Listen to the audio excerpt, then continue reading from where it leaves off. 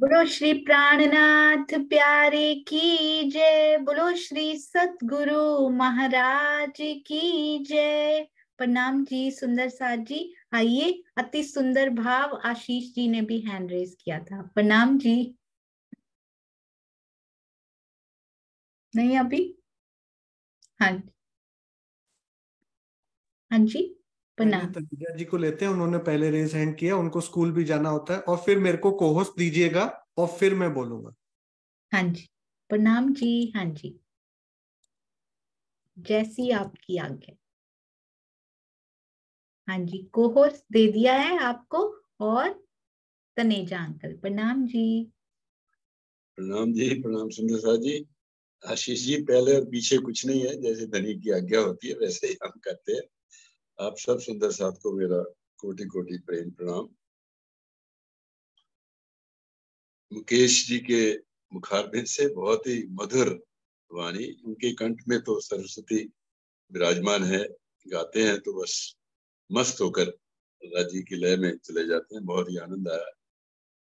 और आज का प्रसंग सुंदर साथ जी एक और हमारे संकल्प को दृढ़ करने वाला आज का प्रसंग है कि राजी ने जब एक बार इशारा आपको मिल जाए तो फिर आगे बढ़ने में पीछे नहीं देखना चाहिए, फिर पीछे नहीं मुड़ना चाहिए।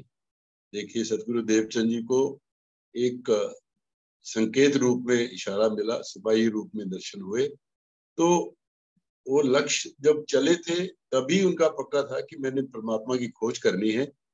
लेकिन उस खोज करने के लिए, उनके संकल्प को दृढ़ करने के लिए पहले उन्होंने एक संकेत रूप में उनको दर्शन दिए।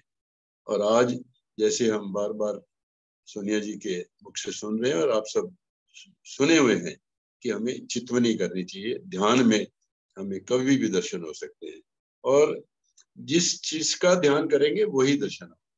सपने में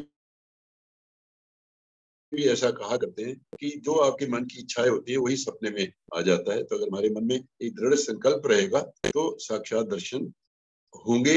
ऐसा उन्होंने हमें एक प्रमाण के रूप में महंती सदगुरु देवचंद जी ने बताया। लेकिन उसके साथ साथ आज की वाणी चर्चा में हमने ये भी सुना कि ये जो हमारी अंतरात्मा की आंख के आगे जो पर्दा पड़ा हुआ है, वो हमने कहा कि क्रोध क्रोध जो हम जब से बीतक शुरू हुई है, इसको हम निकालने का एक संकल्प लेकर चल रहे हैं। लेकिन फिर भी कभी न कभी तो आ ही जाता होगा। मैं इससे पहले की वाणी की 2-3 चौपाई के माध्यम से अपनी बात कर रखूं। हमें एक प्रैक्टिस करनी चाहिए, जो मैं वही बोलता हूँ जो मैं अपने बीच में करता हूँ। प्रैक्टिस करनी चाहिए कि रात को सोते समय हम अपने पूरे दिन की दिनचर्या को एडिट करें, अपनी रील को दोबारा से चलाएं कि जब से मैं उठा 6 बजे 5 बजे और रात के 10 बज गए, मैंने दिनचर्या में क्या क्या किया, क्या क्या सोचा, क्या क्या मन में विचार आए, है ना। और उसके बाद एडिट करने के बाद अपने अंदर झांक के देखें कि आज तो मेरे से हल्की सी गलती होगी। क्रोध किया तो नहीं, लेकिन क्रोध करने का मन में जरूर आया था। तो वो मन में आना भी क्रोध ही है ना। तो महाजी प्राणा जी ने कहा कि जेती बुजुर्गी बीच दुनिया के सो सब कुफर हथियार, कुफरों में भी कुफर बुजुर्गी, क्रोध काम क्रोध अहंकार।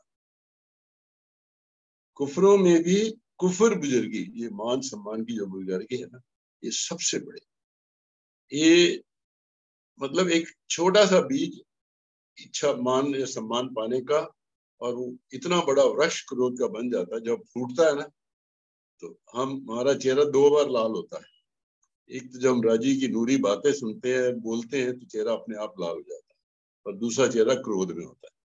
बस ये हमने पहचानने का प्रयास करना है कि क्रोध और अहंकार, ये तो दोनों ऐसे पैरेलल चलते हैं कि दोनों भाई बहन है या क्या है मुझे नहीं पता, लेकिन ये हमारे पीछे पड़े रहते हैं।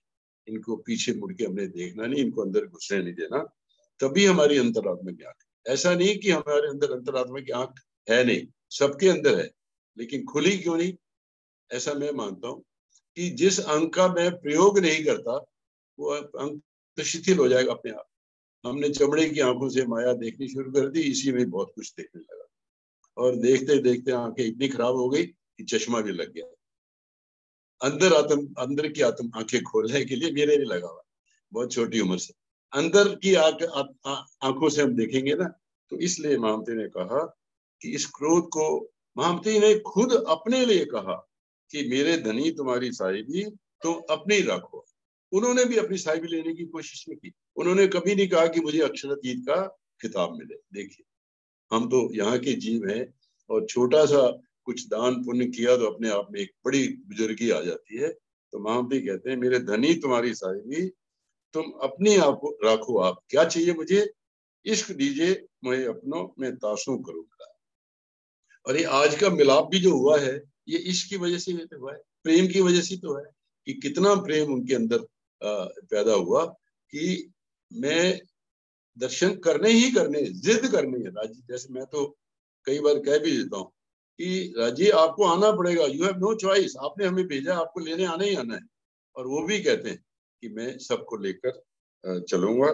तो ये बहुत आज का प्रसंग बहुत अच्छा रहा। मैं एक बात और कहना चाहता हूँ कि जैसे आपने कहा ना कि क्रोध, अहंकार, ये हमारे मन को ना बहुत भारी कर देते हैं, है ना। ऊपर कौन उठता है? देखिए, बचपन में हम गुब्बारे उड़ाया करते थे, है ना। ऐसे मुंह से फूल के उड़ाया, थोड़ा सा गया नीचे आया। पानी डाल के उड़ाया तो बिल्कुल फट से आके नीचे आके फट भी गया। लेकिन एक वो साइकिल वाला होता था, वो गुब्बारे में हल्की सी कोई हवा भरता था, है ना, तो वो पंख कितना ऊपर जाता। बस ये एक सीधा सा उदाहरण, प्रैक्टिकल।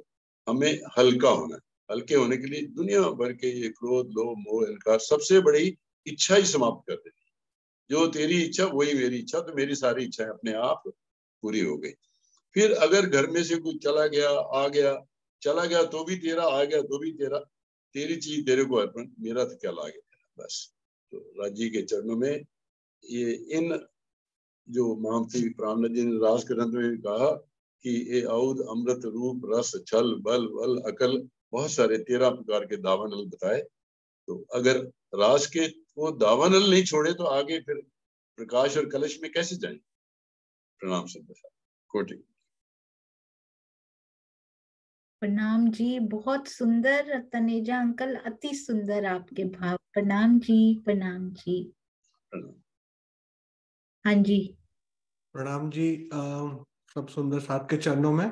तनेजा जी ने बहुत ही अच्छा बोला, वो मेरे डबल रिलेटिव लगते हैं, ऐसा मुझे सोनिया ने बताया।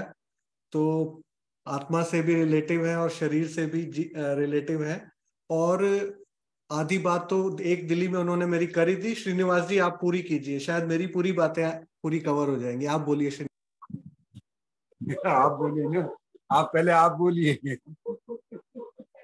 चलिए, बोलो श्री प्राणनाथ प्यारे की जय। आज का हमारे गीतक साहब का जो चर्चा विषय था, इन भांत एक दिन हुए सैन में दर्शन, इस पर आज श्री गीतक साहब का चली हमारी। मैं सबसे पहले मुकेश मधु भाई जिन्होंने वाणी गायन किया है, और नीलम श्रीधर बहन जी जिन्होंने वाणी गायन किया है, दोनों के श्री चरणों में बहुत बहुत प्रेम प्रणाम। आज का विषय बहुत ही सारगर्भित है। इसमें बाल मुकुंदी के रूप में श्री राज जी का आवेश स्वरूप ने अखंड ब्रज में दर्शन जो दिया।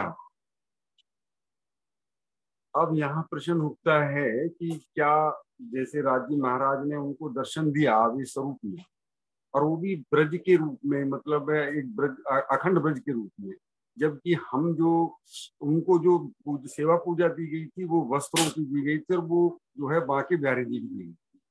अब यहाँ थोड़ा सा ये देखना है कि उनको दर्शन होते हैं नीचे वाले स्वरूप के, और जो वस्त्रों की सेवा पूजा दी गई वो ऊपर वाले स्वरूप की दी गई थी। और हमें क्या आज के परिलक्ष्य में, क्योंकि अभी तक उनके पास तारतम्य नहीं है, तो क्या हमको भी ध्यान जो है इसी अखंड ब्रज वाले का करना चाहिए, ताकि हमें भी श्री कृष्ण के दर्शन हो जाए। तो थोड़ा सा यहाँ ये देखना है, बहुत जरूरी है कि अभी तक उनके पास जो है तारतम्य नहीं है, और तारतम्य की ना होने की अवस्था में वो जो है उनको, अब राजीव को तो पता है कि ये जो है एलादमी शक्ति श्री श्यामा महारानी है, तो वो तो आएंगे ही, और क्योंकि उनका अभी तक जो ईमान है वो केवल श्री कृष्ण पर है, चाहे वो ब्रज वाले हों या वे बाल मुकुंद या बांके बिहारी के रूप में हो। तो उस राज्य महाराज जो है उनको अगर किसी राज्य के ही रूप में आते तो वो कभी भी नहीं पहचान पाते। इसलिए यहाँ पर राज्य महाराज को, क्योंकि अभी उनको तारतम्य है नहीं, उनको पहचान है नहीं, तो उनको जिसके जिन पर उनका ईमान था उसी के रूप में आकर के उन्होंने दर्शन दिए हैं श्री कृष्ण रूप में। और जो है राज्य महाराज, लेकिन वो दर्शन जो है अखंड ब्रज के रूप में दिए हैं। लेकिन हमारा यहाँ पर सभी सुंदर साथ के प्रति हमारा निवेदन है कि हमको ध्यान करने की जरूरत नहीं, क्योंकि हम सब जो है तारतम्य ले चुके हैं, हमारे पास तारतम्य है। हमें अपने मूल स्वरूप श्री राज्य महाराज जो मूल मिलावे के अंदर बैठे हुए हैं, हमें केवल उनका ही ध्यान करना।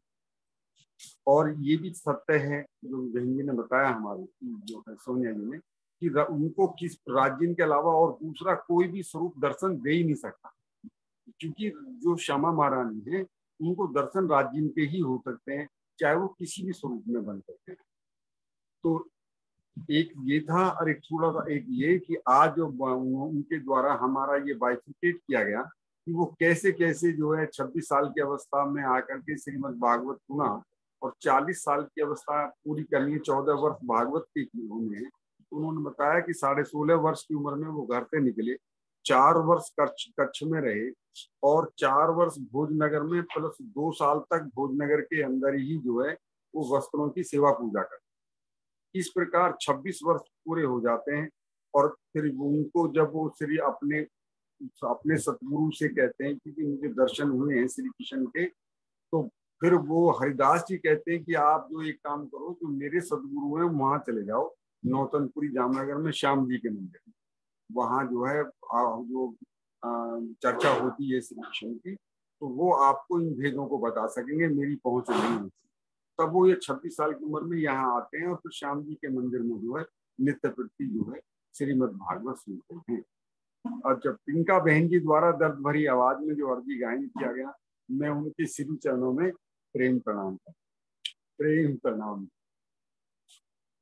प्रणाम जी श्रीनिवास अंकल, अति सुंदर आपने ये बताया, बहुत ही सुंदर। सुंदर साथ जी, उनके पास श्री तारतम वाणी नहीं है, तो वो जहां भी धनी लेकर जा रहे हैं, जहां उनका ध्यान लेकर जा रहे हैं, पर अगर धनी मेरा ध्यान भी ब्रज में लेकर जाएं तो कोई उसमें वो नहीं है, क्योंकि उन्होंने लिखा है, स्वामी जी ने लिखा है, जब ब्रज रास की लीलाओं को हृदयंगम करेंगे, यदि वहां पर ध्यान लेकर जाएंगे तो मूल मिलावे का रास्ता, मेन लक्ष्य मूल मिलावा, पर वहां की लीलाओं को हमने छोड़ना नहीं है। यदि हम हृदयंगम करेंगे तो रास्ता बहुत आसान हो जाएगा। मंजिल जरूर वही है, पर राह भी बड़ी प्यारी है सुंदर साथ जी। इसीलिए तो हमने श्री रास की वाणी का मंथन इतने प्रेम से किया, और इतना प्रेम, इतनी मिठास कभी अनुभव ही नहीं की। इसीलिए राज जी ने रास से ही शुरू करवाया, पिया जी ने। अति सुंदर श्रीनिवास अंकल, बहुत सुंदर।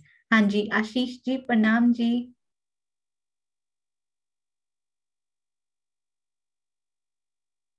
प्रणाम जी सुंदर साथ जी, आप सबके चरणों में। मेरी स्क्रीन दिखाई दे रही है?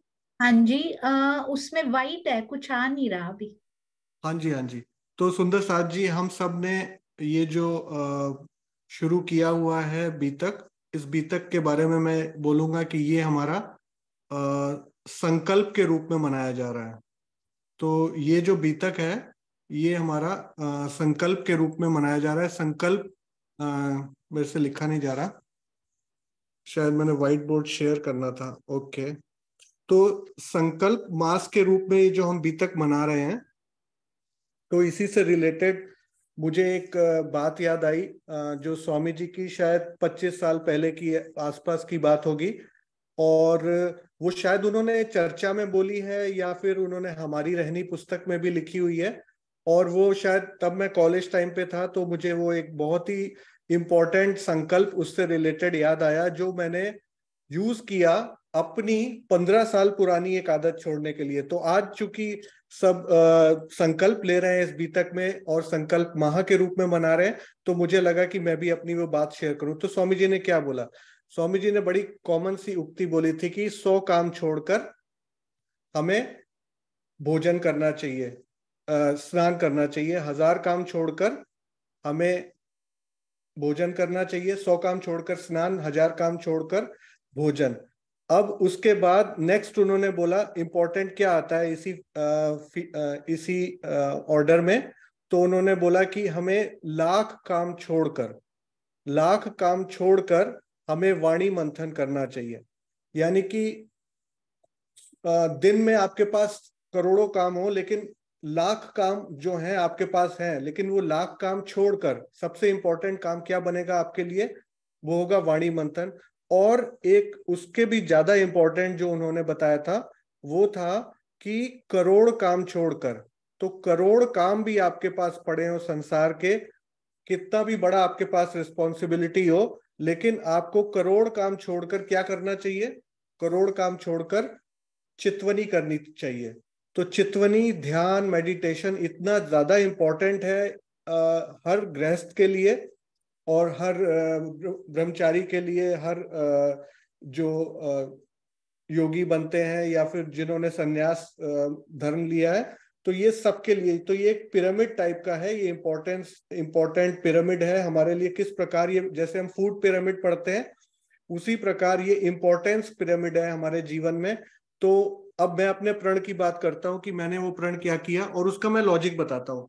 तो सुंदर साथ जी, आजकल सबसे ज्यादा एक प्रॉब्लम बहुत घर घर की हुई है, उसका नाम है इंसोम्निया, जिसको बोलते हैं अनिद्रा। तो अनिद्रा जो है, इंसोम्निया जो है, वो चाहे आप कोई पेरेंट ले लें, चाहे कोई स्टूडेंट ले लें, चाहे कोई प्रोफेशनल ले लें, चाहे कोई बिजनेसमैन, बिजनेस वुमेन या फिर कोई हाउसवाइफ, आजकल ये इंसोम्निया, अनिद्रा ऐसा रोग है कि जो इसने बड़े बड़े लोगों को परेशान करके रखा है। Lack of sleep. उसका इंपॉर्टेंट रीजन क्या है? आजकल हमारे जीवन में जो आधुनिक जीवन हम जी रहे हैं, मॉडर्न लाइफस्टाइल, उसमें सबसे ज्यादा एक जो इसमें रोल प्ले कर रहा है वो है हमारा इलेक्ट्रॉनिक डिवाइस।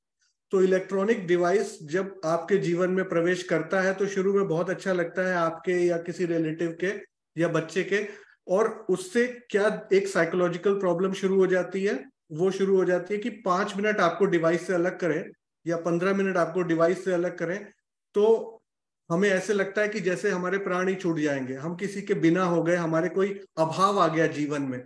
स्वामी जी इस चर्चा को बहुत बार मेंशन करते हैं कि आजकल बच्चों को आध्यात्म की जगह डिवाइस से ज्यादा प्रेम हो गया है, पेरेंट्स से ज्यादा डिवाइस से प्रेम हो चुका है।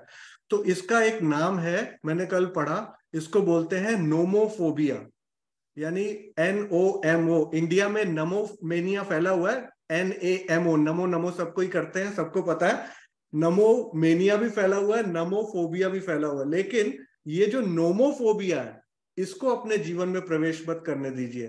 तो कल मैंने प्रण किया, मैंने आत्मन को भी प्रण कराया, और ये साइंटिफिक प्रूवन फैक्ट है कि सोने से 1 घंटा पहले अगर आपने कोई इलेक्ट्रॉनिक डिवाइस देखा, लैपटॉप देखा, मोबाइल देखा, स्मार्ट डिवाइस देखा, तो आपकी जो नींद की क्वालिटी है वो बहुत कम हो जाएगी। तो अपने जीवन में सोने से मिनिमम 1 घंटा पहले, ये नहीं कि कॉल किसी का अटेंड नहीं करना क्योंकि हमने एक प्रण किया, ये करिए कि अपनी तरफ से कोशिश ना करिए कि हम रात सोने से 2 मिनट पहले तक डिवाइस पर लगे हुए हैं।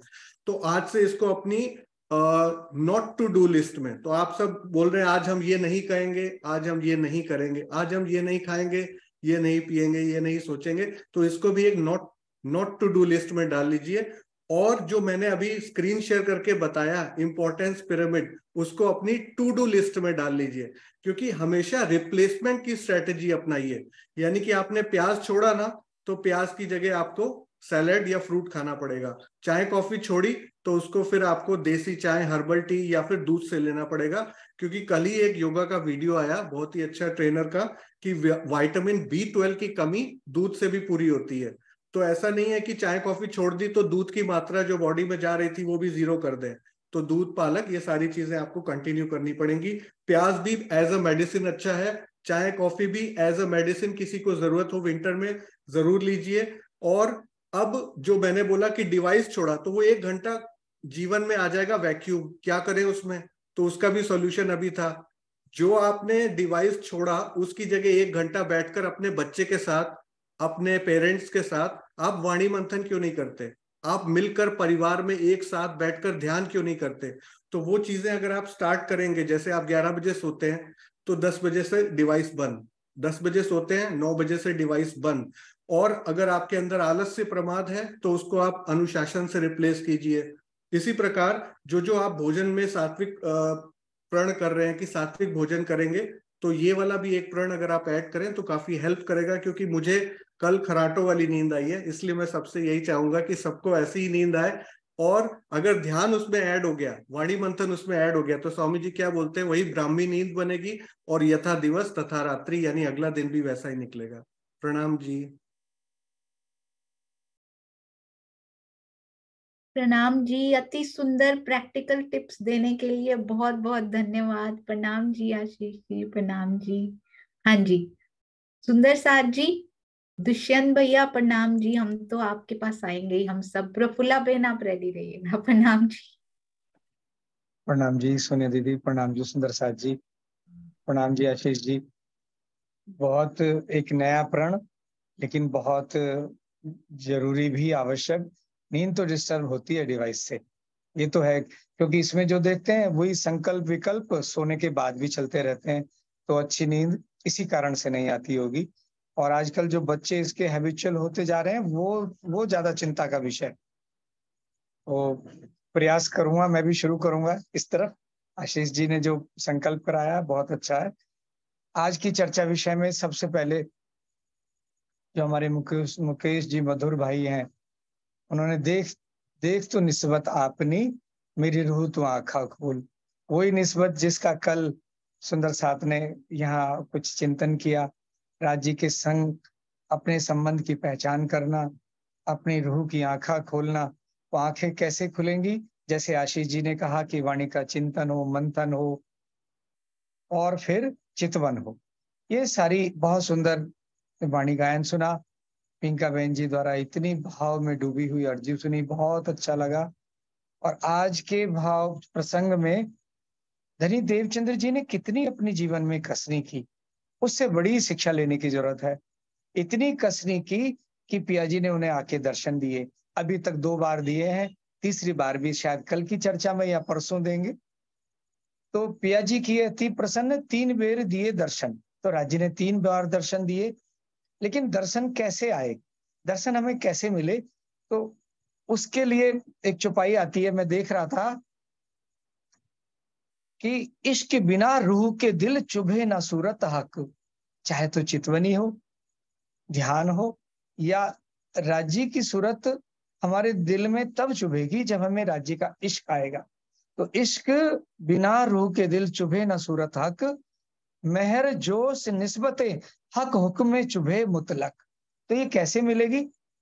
ये तो निस्बत से, अगर हमारा राज्य के साथ संबंध है, फिर वो हमें हमारी करनी से, हमारी रहने से राज्य की मेहर मिलेगी। और राज्य के मेहर से ही राज्य का इश्क आएगा। और इश्क आने के बाद राज्य की जो सूरत है वो हमें ध्यान में, चितवन में वो फिर चुभने लगेगी। ऐसा क्रम राज्य ने बताया। तो जो शिक्षा लेने की आवश्यकता है वो धनी देवचंद्र जी सुंदरबाई की आत्म, और उनमें साक्षात हमारी श्यामा महारानी विराजमान है।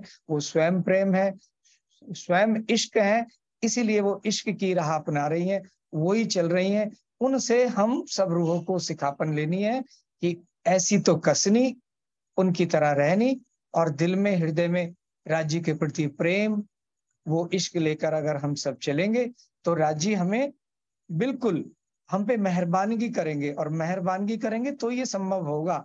अगर कोई ये सोचे मैं अपने बल पर, अपनी रहनी पे, अपने चिंतन पे, अपने मनन पे, अपने ज्ञान के द्वारा ये कर लूंगा, तो मुझे तो लगता है सुंदर साथ जी ऐसा होना संभव नहीं है। क्योंकि वाणी में कह रहे हैं जो हक करे मेहरबानगी, तो इन विध होए हुक्म। तो राज्य का हुक्म तब होगा जब राज्य हक मेहरबानगी करेंगे, अपनी मेहर करेंगे। एता बल रूह तब करे जब उठाया चाहे कसम, जब उठाया चाहे कसम। और जब हमारा निस्बत होगी, हमारा अगर संबंध उनसे है तो वो बिल्कुल करेंगे, लेकिन हमें भी तो वो चाल चल के दिखानी पड़ेगी। इसका अर्थ ये नहीं कि हमारा संबंध तो उनसे है, उन्हें सब कुछ करना है, हमें कुछ नहीं करना, ऐसा कुछ नहीं। पहले तो प्रयास करना पड़ेगा, वो रहनी, वो चिंतन, मनन, चितवन सब करना पड़ेगा। फिर तो राज जी एक ऐसा पूर्व बहाने वाले हैं कि जो सोनिया दीदी कह रहे हैं कि जो धनी देवचंद्र जी के जीवन में आता जा रहा है ना, वो मेहर, वो लाड़, वो प्यार, वो सब हम सब के जीवन में भी बरसने वाला है। इस पे दृढ़ विश्वास रखते हुए हम सब आगे बढ़ेंगे। और ये जो संकल्प सोनिया दीदी और आशीष जी कराते हैं, प्रयास करते हैं अपने जीव को उस पे लाने का, प्रयास करेंगे तो सफल भी होंगे। सब सुंदर साथ जी के चरणों में प्रेम प्रणाम। प्रणाम जी भैया, बहुत सुंदर, कितने प्रैक्टिकली सुंदर साथ जी हमें बताते जा रहे हैं। और सुंदर साथ जी, हम साथ साथ ये नहीं, हमने बहुत साल सुनी है, बहुत साल सुनी, कोई फर्क नहीं पड़ा, कोई असर नहीं हुआ इस जीव पे। तो जैसे जैसे चलेंगे ना, इस बार बच्चे की तरह चलेंगे, रोज गिरेंगे सुंदर साथ जी, रोज क्रोध आएगा, रोज होगा, पर गिरते गिरते वो चलना सीख जाता है। तो हम भी सीख रहे हैं सुंदर साथ जी साथ साथ। और अब ऐसा लगता है कि 80% 90% चलना शुरू कर दिया हमने, कम से कम क्रोध में, है ना। उसके बाद अब हमने लोभ की भी बात की थी, उसको भूलना नहीं है। किसी भी सांसारिक वस्तु के लिए, किसी भी पद प्रतिष्ठा के लिए ना तो लोभ का स्थान होना चाहिए। और चेक कीजिएगा, कहीं हृदय में किसी की तरक्की को देखकर, चाहे वो आध्यात्मिक हो, चाहे वो माया की हो, कहीं दिल में ईर्ष्या तो नहीं आती। हमें कौन सी ईर्ष्या करनी है, धनी की ओर मोड़ दीजिए। आध्यात्मिक उन्नति को देखकर भी ईर्ष्या नहीं करनी, क्योंकि हमें पता है जो धनी के दिल में आता है वैसा वैसा होता जाता है। जब मेरे लिए आएगा तो मुझे भी धनी देंगे।